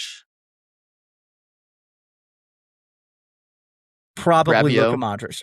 Rabiot does not get into Pavlovic does. Their center backs were in shambles last year. Salamakers. Mike Mignon. Mikey Jans. So like half the team. That was like 3 guys, and one of them was the goalie. I just think you guys are disrespecting this Napoli team. No, I think you're respecting Allegri, and you shouldn't be. 5th place is your saying. All right, Logs. This is a very long episode, Paisanos. Thank you for sticking with us. Logs, go on Milan for 2. Yeah, really quick, just so I can defend myself here. This Milan team this window has maybe been one of the most frustrating things of all time, but it's so promising. I'm sick of you saying that because it's so promising much fucking money. Because I think Motts said it the best. If for nothing else, Amorim is taking immense time to evaluate every single individual player that is at his disposal and has finally come to a decision 2 weeks before the season. Probably not optimal. Does he have Cardinale's ear at all times? 100%. We are not fooling around this window. Milan, for the last 4 summers, has picked their guy, said this is the guy that we want out of this window, and haggled to the end of time to try to bring the price down to whatever that may be. And in most cases has lost out on that guy. We did not fuck around this window. Ramos, 74 million, fine. PSG, take it. Moreira, Strasbourg, 50 million, 20 million in add-ons, fine. Take it. We want him. Mario Gila, Lazio, you want to give him away for 30 million? Yeah, we're going to do that. And this is just the beginning. We've got 6 guys that need to get out the door, whether I agree with it or not. Leao and Kunku, Udogu, Fofana, Tomori, and Estupiñán all need to leave still. We sold Santi. He's off to Porto as soon as the Mora deal goes through to Roma. But we've got 6 guys going out the door. We've got plenty more guys coming in. It's already been said that we got another name brand big splash coming in this transfer window. And the biggest thing on top of all of that, every single player that we have bought so far and will buy has fully wanted Milan, has denied offers from everywhere else and has fully wanted Amorim. Amorim was put in a situation at Man United where the ownership did not want to help him. They did not listen to anything he said. Cardinale has come in and said, Amorim, whatever the fuck you want, I am Big Daddy. I got you. And he is showing that. And so for the next 3 weeks, we're going to make big splashes. We're going to sell some guys for a discount, but this is going to be the right roster, the right locker room for this team. And I don't see why this play style is not going to excel in this league. The league has not seen something like what Milan's going to put on the pitch this year, and I fully think that we can finish top 2. I don't. Little bias there, but I have some too, so it's okay. No bias. All right, do you want me to say my one quick negative on Inter? Because it's what's your qualm with Inter, dude? There's no reason Inter don't win the league. I am just going off of that. It's really hard to win back-to-back times, and they've shown that they can't really do it. So I think that is one thing. And then I think the other thing, which I actually think this is true, I think they're going to lose more games this year. So I expect less of a gap just because I think that like Milan is better, Juve is better, Atalanta is better, Fiorentina is better. So like you're just like the good teams you're playing are harder to beat this year, which I think is going to be important. That being said, they probably win it, and it would be they're the favorite going in again. They are by far this season, in my opinion, the biggest favorite that they've ever been, including the Inzaghi years. But I think it's going to be closer than it's ever been. I think it's going to be close. I agree. I mean, I have them top of my table, but I still think this top 6 is going to be the closest we've seen in a long time. I can see Inter running away from it or I can see it being very, very competitive. Inter, just for obviously, I'm sure Paisanos know, they did sign John Stones on a free transfer. He is an absolute beast of a progressive that's a center back. Major upgrade on Bissek. Yeah, and then they also got Jed Spence, who is a different type of wingback than Dumfries, but we all know last year Dumfries wasn't really around that much, and they still won the scudetto. But Spence had a fantastic World Cup. He's different, but he's so fast, very good defensively. Can't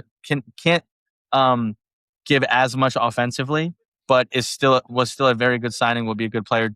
They very clearly, as good as Juventus defense is, in my opinion, have the best defense on paper in the league, with DeMarco set the assists last season in Serie A. Bastoni, we know what he is now. Stones, Akanji, and Spence. That is insane. Who have already played together too. Correct. And then they got Provedel and Joseph Martinez in terms of goalies. So we'll see who kind of wins that job. It's looking like Martinez.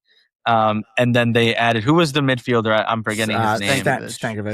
Stankovic. And so that was 27 mil. That's a pretty good buy for Inter in terms of spending money, as they're pretty savvy with their buys. So probably will be really good as well. Hopefully they finally, even though they extended Mkhitaryan, I pray to the Lord they just finally stop playing him. Well, that was we got to see my 1 point. What's up? That was going to be my 1 point on this Inter team. I think obviously they had an incredible season last year. They didn't really lose anybody besides Dumfries, who wasn't already there, and they got rid of Sommer, who I thought was a blemish on their roster anyways, and brought in Provedel, and they've got Joseph Martinez, who I think is a very good goalie. My one qualm with this window is I wish that they brought in a little bit more creativeness in the midfield, because I don't think that Hank is good. Yeah, but Hank's not going to play, bro. Well, if they end up playing him, it's because they need some creative offense from the midfield, and I think they should have brought somebody Barella, in. Hakan. Sucic and Barella are 8s. They're not creative. I'm talking playmakers. Whether it was Barella is not a playmaker. Whether it's a Cam or it's a 6, but they needed another playmaker. Hakan is obviously their 6th playmaker. I think Zielinski can come in and play the 10. I would have liked to see them bring in one more person behind those two. Barella with 8 assists last season. Yeah, saying Barella and Sucic are not creative is a wild take. That's my take. I don't think Barella's creative. Inter, I think, in my opinion, their biggest thing this year, and it really works out that they were able to now have Akanji, Bastoni, and Stones here in the back, is because Hakan is such a pivotal part in their team in terms of the regista role. And they don't really have a player who can play Hakan. Like they played Barella there. It doesn't necessarily work. They've done Zielinski there. It doesn't. I guess it's not the same. My thing is if they play as Lonnie for any amount of time this season, that means that they isn't even on the team. I don't think anymore. I think he's on the team still. And if they play him at all, that means that they did not get enough players in the midfield because Asllani should not be seeing the pitch. He is terrible. I think what it's going to come down to for Inter at the end of the day is how clinical is Lautaro Martinez, because they rely on him to score. And then last season, they got a lot of production out of Pio Esposito. Will he do it again? Will he even? He should be taking the next step into his career. Thuram had a really good end of the season. It's really, for me, it's going to come down to that top two: Boni, Esposito, Thuram, Lautaro. All four of them had great seasons last year. It was basically whoever you play is going to bag some goals. Will that happen again? Because that's what they're going to be very sound defensively. I think that a lot is going to be put on Pio, and I think he's another one of those players you got to pump the brakes on. He's definitely good. Like, is he all that? I'm not 100% sure just yet. You know what I mean?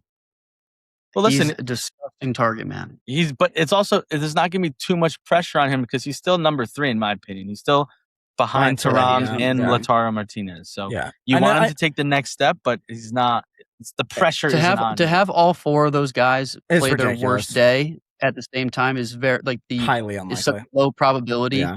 So at least one of those four guys on any given day is going to put a goal away. I know I'm nitpicking here on Inter, but I think my last thing on them is it's like another year older, and is it like another year wiser or another year older?